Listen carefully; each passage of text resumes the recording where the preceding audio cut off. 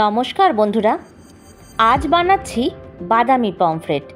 Pomfret মাছের recipe তো আপনারা অনেক রকমভাবে বানিয়ে থাকেন, কিন্তু এই বাদামি পমফ্রেট এই রেসিপিটা বানালে আমি কথা দিতে পারি অন্য কোনো এই মাছের রেসিপি আর খেতেই ইচ্ছা করবে না। তাই চটপট চলুন দেখে নিই আজ কী করে এই রেসিপিটা আমি বানাচ্ছি। এখানে আমি 3খানা পমফ্রেট মাছ নিয়ে নিয়েছি। এবার ছুরি দিয়ে একটু একটু করে কাট লাগিয়ে নিচ্ছি, তাহলে মাছের মধ্যে মশলা আর মাছটা সুন্দর করে ভাজা হয়ে যায়। দেখুন, 3টে মাছকেই আমি সুন্দর করে কাট লাগিয়ে নিয়েছি। আমার চ্যানেলটি এখনও অবধি সাবস্ক্রাইব করা না থাকলে সাবস্ক্রাইব করবার অনুরোধ রইল। আর যারা ভিডিওটি ফেসবুক থেকে দেখছেন তারা আমার পেজটাতে ফলো করে আমার পাশে থাকবেন। দেখুন, 3টে মাছেই আমার কাট লাগানো হয়ে গেছে। এবার আমি 1 চামচ পরিমাণে হলুদ আর দিচ্ছি 1 চামচ পরিমাণে লবণ। আপনারা আপনাদের মাছের পরিমাণ অনুযায়ী নুন আর হলুদটা নিয়ে নেবেন।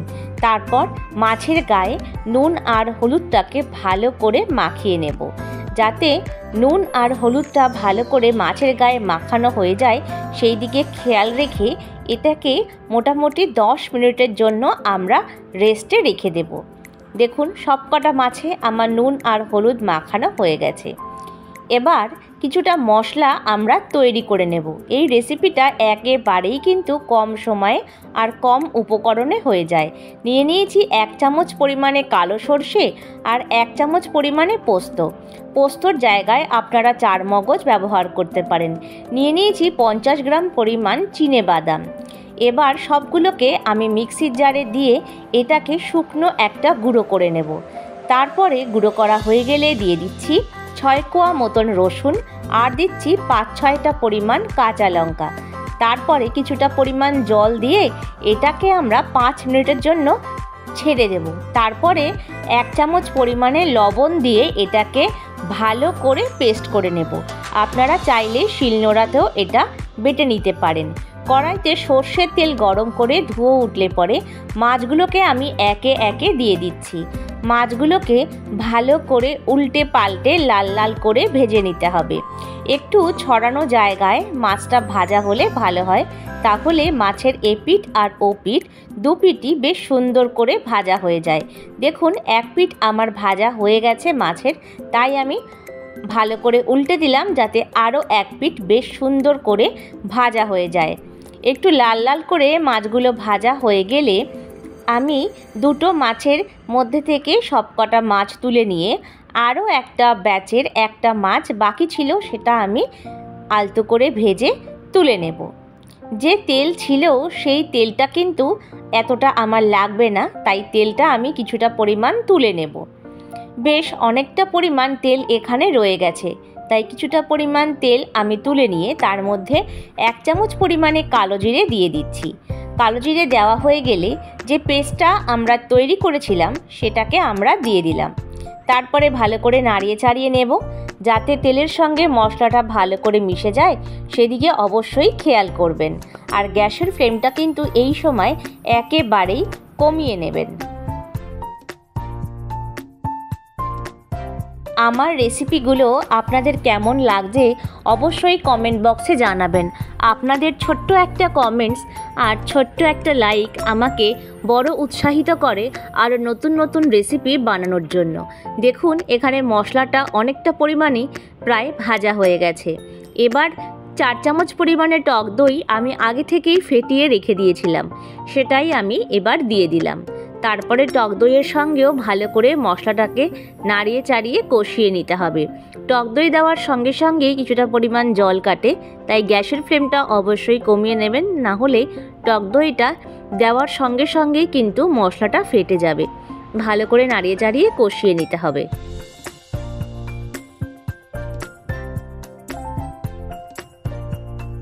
কিছুটা পরিমাণ কষানো হয়ে গেলে এর মধ্যে আমি দিয়ে দিচ্ছি 1 চামচ পরিমাণে কাশ্মীরি লঙ্কার গুঁড়ো, তাহলে রঙটা অসম্ভব সুন্দর আসে। আর এই রেসিপিটা খেতে এত সুস্বাদু হয়, গরম ভাতের সঙ্গে কিন্তু দুর্দান্ত লাগে। অবশ্যই একবার বানিয়ে দেখবেন, তারপর আমার কথার সঙ্গে একমত হচ্ছেন কিনা অবশ্যই কমেন্ট বক্সে জানাবেন। দেখুন কতটা পরিমাণ তেল ছাড়া এখনই শুরু করে দিয়েছে, আর রঙটাও কিন্তু বড় সুন্দর এসেছে।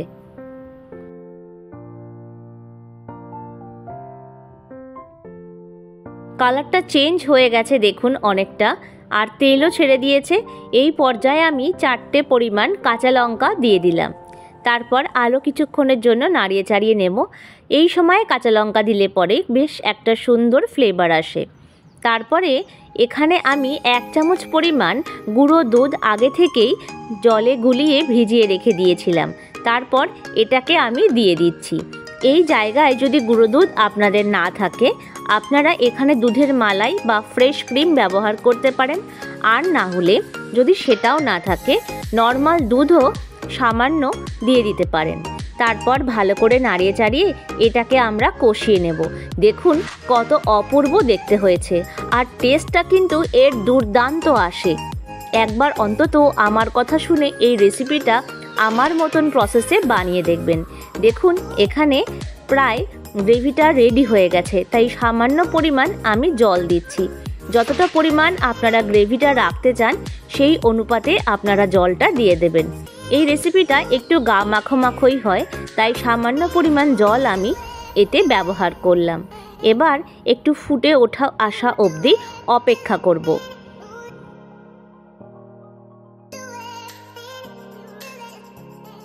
3-4 মিনিট পরে দেখুন ঝোলটা একেবারেই ফুটে গেছে, তাই মাছগুলোকে এবার একে একে আমি দিয়ে দিচ্ছি। মাছ দেওয়ার পরে সামান্য কিছুক্ষণের জন্য আমরা উল্টে পাল্টে মাছগুলোকে ঝোলের মধ্যে দিয়ে দেব, যাতে সুন্দর করে ঝোলটা মাছের মধ্যে ঢুকে যায়। তারপরেই কিছুটা পরিমাণ কুচনো ধনেপাতা আমরা এর উপর দিয়ে দেব। ব্যাস, আমাদের বাদামি পমফ্রেট কিন্তু একেবারেই রেডি। গরম ভাতের সঙ্গে এই মাছের রেসিপিটা দুর্দান্ত লাগবে। একবার অন্তত আমার মতন প্রসেসে বাড়িতে বানিয়ে দেখবেন। ভিডিওটা ভালো লাগলে লাইক, শেয়ার আর কমেন্টস করবেন।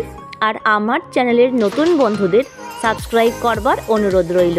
প্রত্যেকে ভালো থাকবেন, সুস্থ থাকবেন, অনেক আনন্দে থাকবেন।